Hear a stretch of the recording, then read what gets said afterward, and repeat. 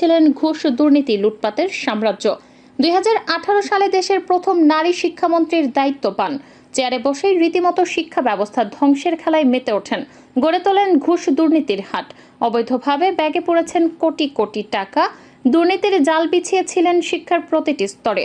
দুর্নীতির সাম্রাজ্য চালাতেন নিজ এলাকায়। ছাত্র জনতার আন্দোলনে আওয়ামী লীগ সরকার পতনের পর আত্মগোপনে ছিলেন তিনি।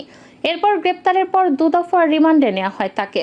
আইনত নোট গাইড বিক্রি বন্ধ ছিল, কিন্তু আইনের ফাঁক গলিয়ে সহযোগী বই হিসেবে প্রচলিত ছিল গাইড বই। নোট গাইডের বিপক্ষে ব্যাপক কথা বললেও তিনি নিজেই বই বখরা নিতেন এসব সংগঠন থেকে। এই সংগঠনের এক নেতা বলেন, আমাদের বাৎসরিক চুক্তি ছিল 100 কোটি টাকা, বছরে 4 বার 25 কোটি টাকা দিতে হতো। এছাড়াও বিভিন্ন উপলক্ষের দিনেও পাঠাতে হতো টাকা। তিনি শুধু যে গাইড বই প্রকাশনী থেকেই নিতেন তা নয়, ঘুষ নিতেন কোচিং সেন্টারগুলো থেকেও। এই প্রতিষ্ঠানগুলো আইনত বৈধ নয়, কিন্তু শ্যাডো